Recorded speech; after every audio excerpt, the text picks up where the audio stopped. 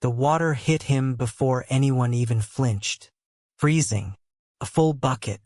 Poured slow. Like the man doing it wanted to enjoy every second of it. The street outside Meridian Financial was loud at noon. Suits moving fast. Shoes on wet pavement. Car horns from 2 blocks over. But the moment that water came down, everything slowed.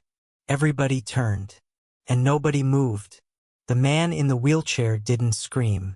Didn't curse. Didn't even blink. He just sat there. Soaked. Still. Eyes forward. The man holding the empty bucket was laughing. Clean white suit. Silver hair pushed back sharp. 28 years old and already running a division at one of the most powerful private banks on the East Coast. His name was Ryden, and every single person on that sidewalk knew it. He was the kind of man who took up space without asking. The kind who assumed every room already belonged to him before he walked in. Hi viewers. If someone humiliated you the way Ryden just did, and you had the power to respond without saying a single word, would you use it? Drop your answer in the comments right now. I want to know. The crowd didn't intervene. A few looked away. One man in a gray blazer pulled out his phone, not to call anyone, just to record, because that's what people did. They watched, they documented, and they kept walking. Ryden crouched slightly, got close. His voice was low but sharp enough to carry. "This is a private entrance," he said. "Not a rest stop for whatever you are." He let that hang. Laughter from behind him. 3 associates standing just far enough back to feel untouchable. What hurt most wasn't the cold water. It wasn't the laughter, or the silence from the crowd, or the man still recording from a safe distance. It was how easy it was for them. How automatic. The man in the wheelchair. Dark coat, worn at the collar, both hands resting calm on the armrests. Finally moved his eyes. Not to the crowd. Not to the phone. Straight to Ryden. Just for a second. 1 second. And something in that look didn't fit. It wasn't pain. It wasn't anger. It was something that had no name for it on a public sidewalk on a Tuesday afternoon. Something that landed low in Ryden's chest before he could process it. Something that made him, just briefly, just for one single beat, feel like he was the one being assessed. Ryden felt it. Then he shook it off, straightened his jacket, and walked back through the glass doors without looking back. The crowd dissolved. The recording got pocketed. The rain came down harder, and the man in the wheelchair sat exactly where he was. Unmoving, unbothered. Eyes still fixed on the door Ryden had just walked through. Ryden walked away that afternoon without a second thought, not knowing he had just humiliated the one man who owned everything beneath his feet. He was there again the next morning. Same spot, same coat, same stillness that didn't belong to someone living on the street. Most of the staff didn't notice. The security guard at the east entrance had stopped clocking him 3 days in. The junior analysts moving in tight clusters didn't break stride. Nobody looks at what doesn't demand to be looked at. But Saren Illith noticed. 24 years old. Second-year analyst. Sharp enough to survive 2 restructurings and quiet enough that most senior staff forgot his name on a good day. He had clocked the man in the wheelchair on day 1, not because of the obvious but because of the detail that was wrong. His posture. People in real pain fold into it. They protect themselves. Round the shoulders. Drop the head. The body does it before the brain catches up. It's automatic. This man sat straight. Both hands relaxed, not gripping. Head level. Eyes moving. Not randomly but with a pattern. East entrance. Service bay. Guard rotation. Every person who badged in. Like someone quietly cataloging a building he already knew the floor plan of. Saren mentioned it once, to a colleague at the 4th floor coffee station. "That guy outside," he said. Something's off about him. His colleague didn't even turn around. He's just a regular. Ignore him. That was a Tuesday. By Friday, Saren had started writing things down. The scent bothered him most. He couldn't explain it in a way anyone would take seriously, but every time he passed close enough through the east entrance, there was nothing. No scent marker. Not suppressed. Absent. Like something had been chemically blocked. Like someone had gone out of their way to present as nothing at all. That wasn't something a man with nowhere to go did. That was something a man with resources did. Power doesn't always announce itself. Sometimes it studies first. He tried once more. Brought it to Marcus Feld, senior risk officer, after a Thursday briefing. Laid out what he had. The posture. The tracking. The blocked scent marker. Marcus looked at him for a long moment. Saren, he said, with the patience of someone explaining something to a child. The man is homeless. We don't profile people on public sidewalks. Saren nodded, went back to his desk, and kept writing things down. That same afternoon, walking past the east entrance, he heard it. Low, just above a murmur. The man in the wheelchair, eyes forward, not on a phone, not talking to anyone visible, said a name. Short, 2 syllables. A name Saren had seen exactly once before, buried in a compliance archive. 3rd tier, red flagged, tied to shell entities that didn't resolve to any legitimate ownership structure. He stopped walking, turned back. The man was already looking somewhere else. Still, quiet, like nothing had happened at all. Because broken men don't memorize security rotations. And they don't whisper names that only exist in sealed compliance files. Not unless they're planning something. Ryden's dinner reservation was for 8. He arrived at 7:40 and the table was already waiting. Private room. Low lighting. For associates, men who laughed at his jokes before the punchline, who ordered what he ordered, who checked his reaction before forming their own. The kind of company that makes a man feel larger than he is. He told the story twice. Got funnier the second time, the way stories do when the room is already leaning in. You should have seen his face, Ryden said, swirling his glass. Nothing. Completely blank. Like he didn't even feel it. Laughter around the table. No instinct, said Draven, VP of something, leaning back with the confidence of inherited money. That's the thing. Just gone. More laughter. Softer this time. A few sideways glances. Not everyone at the table was laughing. At the far end sat Corvin Ash. Older. Senior advisor. Gray at the temples. Quiet in the way of men who have watched things collapse from the inside and come out the other side still standing. He had a glass of water in front of him and hadn't touched his menu. He waited until the room settled. Power isn't always visible, Corvin said. Not loud. Just enough to reach. Ryden looked over. What? That's all. Corvin picked up his water. I'm just saying. Sometimes it isn't. A beat of silence. Then the conversation moved on. The way conversations do when someone says something true that nobody wants to sit with. Ryden had forgotten it by the time the main course arrived. The most dangerous mistake isn't cruelty. The certainty. The certainty that you've read every person in every room completely. That there are no variables left. That certainty is where everything starts to come apart. Back at the bank. Late that same night, long after the restaurant and the drinks and the car ride home, a security technician on the overnight shift ran a routine pull of the exterior camera archives. He flagged something immediately. 14 hours of footage from the east entrance cameras. Gone. Not corrupted. Not overwritten. Deleted with admin-level credentials that didn't match any active personnel on record. He filed a report, marked it medium priority, put it in the queue. By morning, the report itself was gone. Someone had erased him. Every trace, every frame, like the man in the wheelchair had never been there at all. On Monday, he wasn't there. Tuesday, nothing.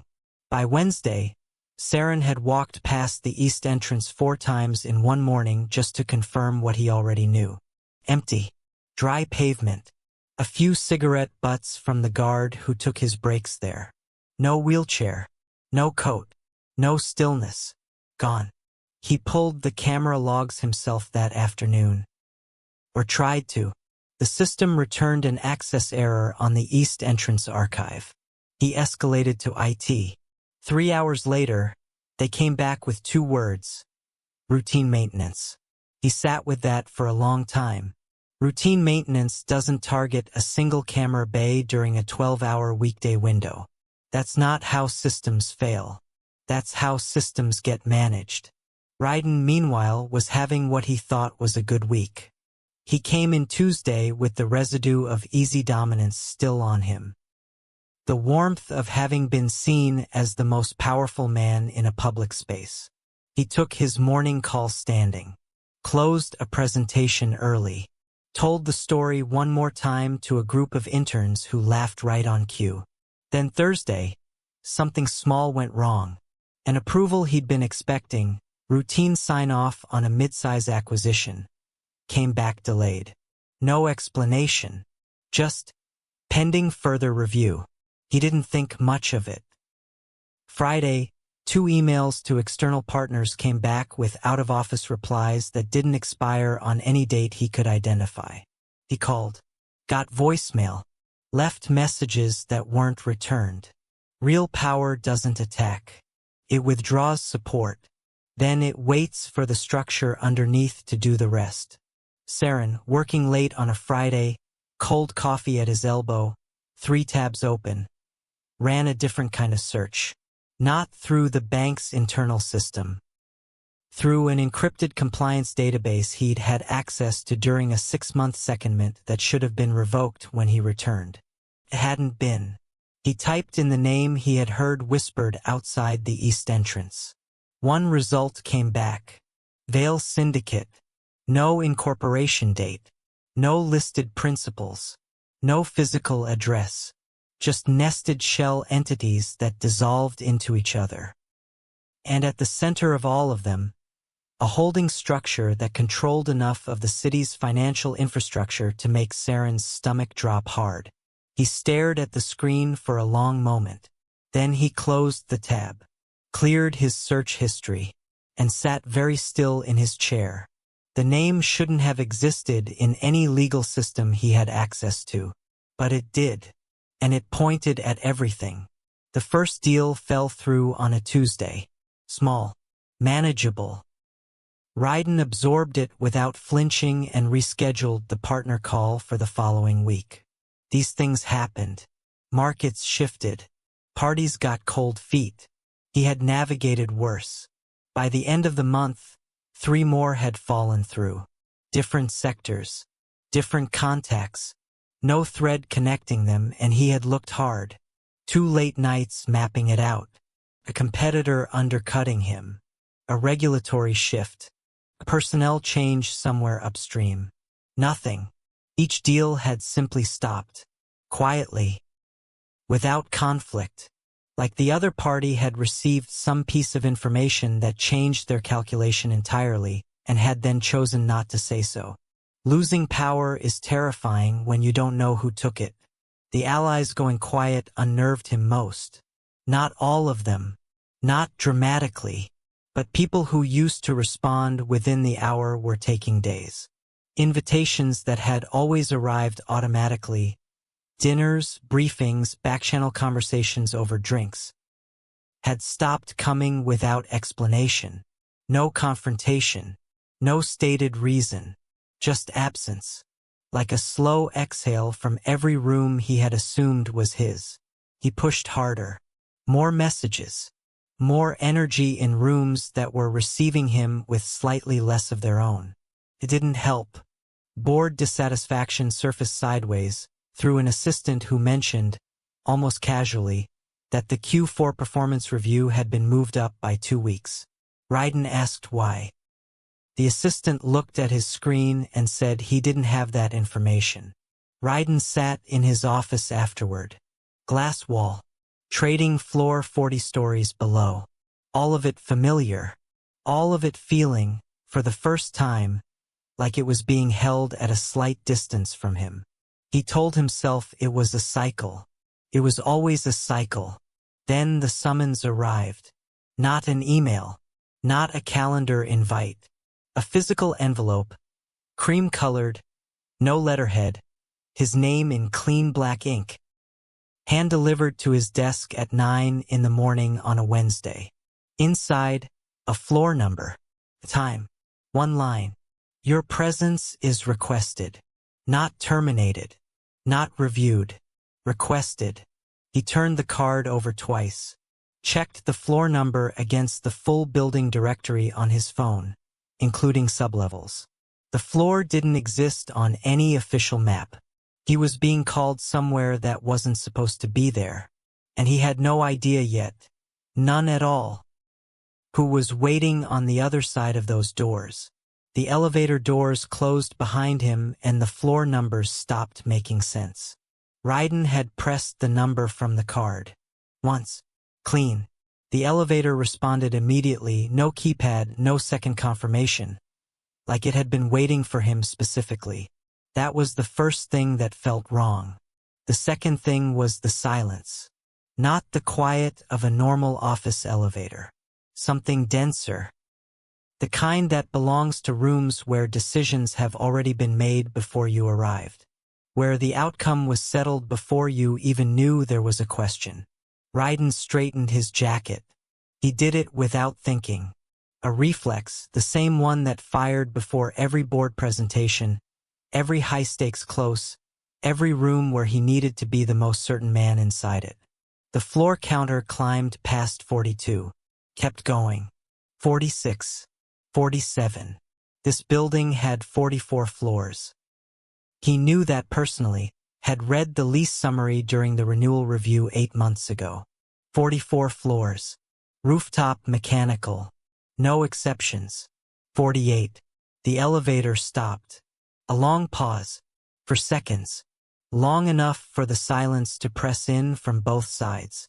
Then the doors opened. The air changed first. Cooler. Cleaner. The faint presence of something expensive, leather maybe or old wood, that had no business being in an office building on a floor that wasn't supposed to exist. Beyond the doors was not an office. Low light, dark furnishings, a long corridor that ended at a single door, partially open, warm light spilling through the gap. No reception desk. No assistant. No sign. Ryden stood at the threshold, not moving, just reading the room the way he always read rooms. Except this room wasn't giving him anything back. His pulse did something involuntary, something that bypassed logic entirely and went straight to the part of him that recognized territory. The deep, instinctive part that couldn't be reasoned with or dressed up or reframed as confidence. This was not his territory. He walked the corridor anyway, each step measured, careful, like the floor itself might shift if he moved too fast.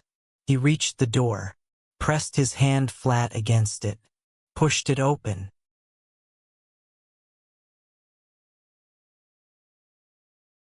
And then he saw him. No wheelchair. That was the first thing Ryden's brain registered and immediately rejected, because it didn't fit any version of the story he had built around that afternoon on the sidewalk. And the brain fights hard to protect its own stories. The man was standing at the far end of the room, facing the window, both hands behind his back. The city stretched out below him in every direction. Towers, lights, infrastructure that never fully slept. His posture was exact. Not stiff, settled. Like a man who had been standing in rooms like this for a very long time and had stopped noticing how much space he occupied inside them. He turned around slowly. Pause on that, because the face was the same. Same jaw, Same dark eyes. Same quiet that had no business sitting on a man who had just been soaked with a bucket of freezing water in front of 30 people on a public sidewalk 2 months ago. But everything else was different. The coat was gone. In its place, a dark suit, fitted, no tie, 2 buttons open at the collar, a chain resting against his chest, the kind of quiet wealth that doesn't lead with a logo. His shoulders were broader than the wheelchair had suggested. His height, fully extended, changed the geometry of the room in a way that was hard to put into words but impossible to ignore. He looked at Ryden the way a man looks at something he has already fully understood. Ryden felt that look in his chest before he understood it in his head. Something pulled tight. Something that wasn't fear and wasn't recognition and wasn't anything he had a clean name for. Something that had been there briefly, just for 1 second on the sidewalk too, when those dark eyes had found his across the crowd. "I remember you," Ryden said. The words came out before he decided to say them. His voice held. Mostly. The man nodded once. Small. Unhurried. "I remember you too," he said. Low. Even. Nothing wasted in it. "You were very certain of yourself." Ryden opened his mouth. Closed it. The man crossed the room. Not fast, not slow, and settled into the chair behind the desk. Not to create distance. Just because the chair was his and sitting in it was a statement that needed no explanation. "My name is Gareth Vale," he said. "I don't think anyone introduced us properly." Something moved through Ryden's chest again. Not the same thing as before. More specific now. More like the ground shifting under a foundation you had never thought to check. "Vale. You weren't being tested," Gareth said. He picked up a single sheet of paper from the desk. Glanced at it once. Set it back face down. "You were being evaluated. There's a difference. Tested implies there was a passing grade. Evaluation is just observation. You record what's there. You make a decision based on what you find." A pause. Unhurried. The kind only a man with no urgency can produce. "I found quite a lot." Ryden had walked into that room expecting to be fired. He hadn't understood yet that what was actually happening was something much quieter and far more permanent. "Sit down," Gareth said. Not a command. Not pressure. Just a direction from a man who already knew what would happen next. Ryden sat. Gareth didn't open with accusations. Didn't raise his voice. Didn't use his hands for emphasis or lean forward to claim the space between them. He spoke the way someone speaks when they have been carrying something for a long time and have spent that entire time choosing every word carefully. "You're not here because I'm angry," he said. "I want you to understand that first. Anger is short-term. What I do operates on a longer timeline." Ryden kept his face neutral. Old habit. A reflex that had served him in 100 difficult rooms. It didn't serve him here, because Gareth wasn't reading his face. He had already read everything else. "The deals that stopped," Gareth continued. "The partners who went quiet. The approvals that stalled. None of that was punishment. It was the withdrawal of infrastructure you didn't know you were standing on. He let that land. You built your career inside a system. You performed well inside it. You were given authority inside it." A pause. "But you never asked who built the system. You never thought to." The map of the last 6 weeks was rearranging itself inside Ryden's head in real time. Every dropped deal. Every silent phone. Every room that had received him with slightly less warmth than the time before. All of it resolving cleanly, completely, with no remaining exits into one source. One man, sitting 4 feet away from him, composed and unhurried, like the outcome of this conversation had been decided before Ryden had even stepped into the elevator. "Power isn't given to those who demand it," Gareth said. It's extended to those who can hold it without breaking what's around them. He picked up the sheet of paper again, turned it face up this time. Ryden could see columns, numbers, his own name at the top. You couldn't do that. Not because you lack intelligence. You don't. The paper went back down. You lack restraint, and restraint is the only thing that separates authority from damage. Ryden's voice came out flatter than he intended. That afternoon, you were watching the whole time. I was observing the entrance patterns of a building I own, Kareth said simply. You happened to be there. You made a choice while I was watching. That choice told me everything I needed to know about how you behave when you believe no one of consequence can see you. That sentence stayed in the room. When you believe no one of consequence can see you. The financial network, Ryden said slowly. The holding structures. The shell entities. Those are all mine, Kareth said. No hesitation. Have been for 11 years. The bank you work in processes roughly 30% of its transaction volume through infrastructure I built and maintain. Your salary, your office, your authority, all of it runs on a foundation you never once looked beneath.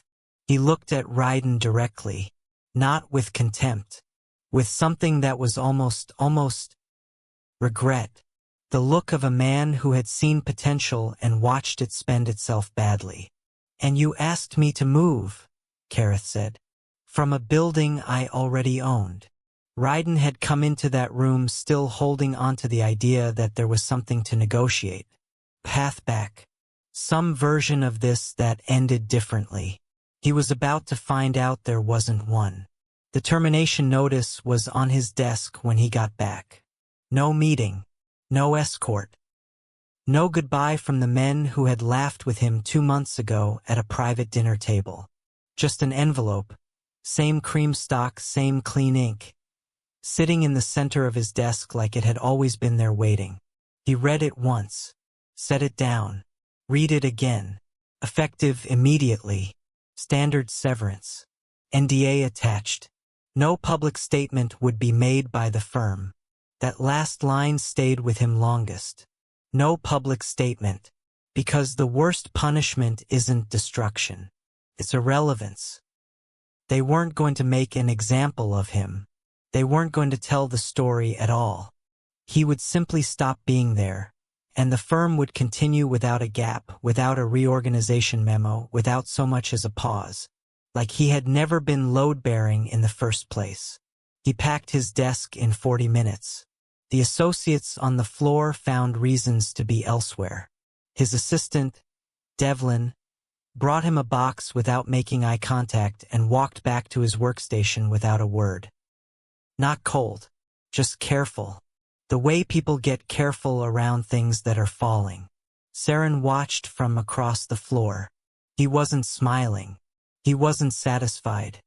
He just watched, with the expression of someone who had seen the shape of this coming for a long time and found no pleasure in being right about it.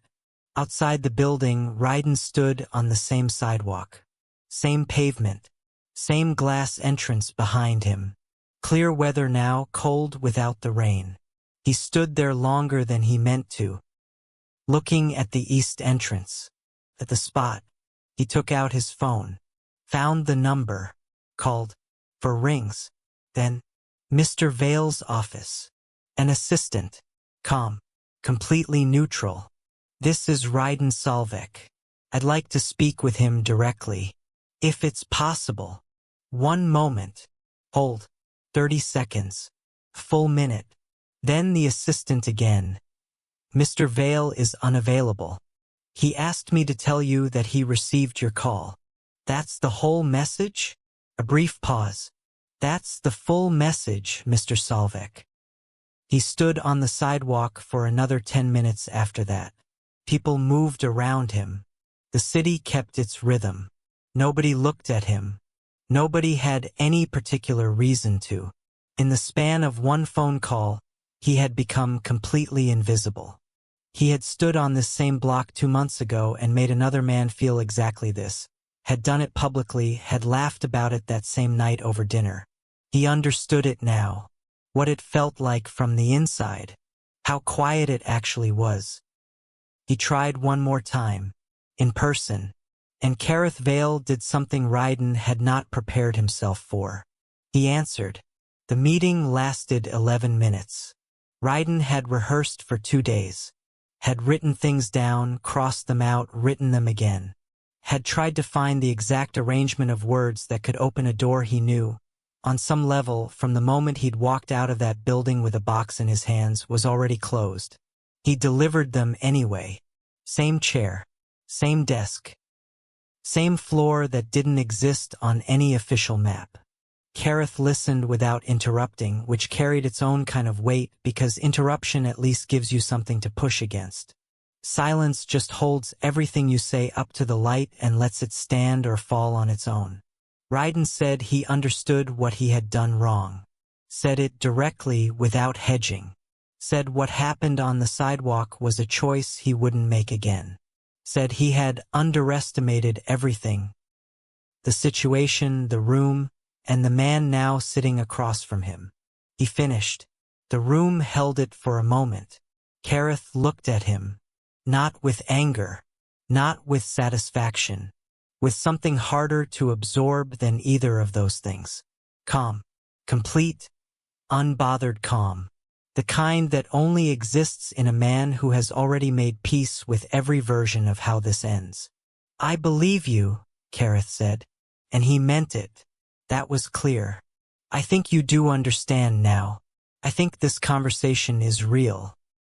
I think the man sitting in that chair is genuinely different from the one who was standing on that sidewalk. Ryden exhaled. Just slightly. But that's not the point, Gareth continued. He stood. Moved once to the window. The city outside was pale and sharp. Midday light through glass. Making everything look clean from a distance. Character isn't what you show when there are consequences. It's what comes out automatically, before you think, before you calculate, before you decide how you want to be seen. He turned back. His eyes found Ryden's and held them, not aggressive, not distant, direct, the way they had on the sidewalk that afternoon. That same look that had landed somewhere low and specific, somewhere Ryden still couldn't fully name. What came out of you automatically? I saw it. I recorded it.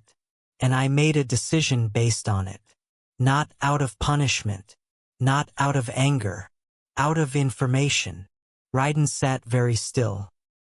There was nothing left to offer.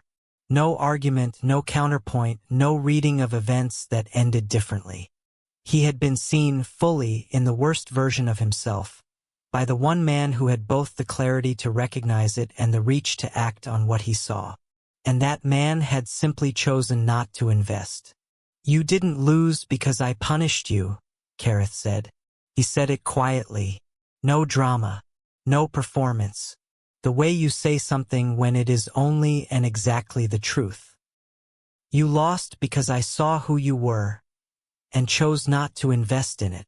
He moved toward the door, unhurried, not dismissive, just done, with the finality of a man who had given this the full weight it deserved and was now ready to move on to something else entirely. At the door he paused, just for a second. He didn't turn around. Take care of yourself, Ryden. The door closed, not slammed, not locked with ceremony, just closed, softly, with the quiet finality of a decision that had been made long before either of them walked into this room. Ryden sat alone. The city outside kept moving. 48 floors below, the building that ran on infrastructure he had never once thought to question kept processing, kept operating, kept going. Somewhere in this city, Gareth Vale was already thinking about something else entirely. Because that is what real power looks like. Not the loudest man in the room. Not the one with the bucket and the crowd and the easy laughter. The one who already owned the room, and never needed you to know it. Sometimes justice isn't loud. Sometimes it's a door that quietly closes, and never opens again. If this story hit different, if you've ever been underestimated, overlooked, or written off by someone who didn't look close enough, drop a comment below. Your story matters, and you never know who needs to read it. Subscribe and turn on notifications so you never miss a story on this channel. Stories built to inspire, to challenge, and to remind you that the most powerful move in any room is knowing exactly who you are before anyone else figures it out. Share this with someone who needs to hear it today.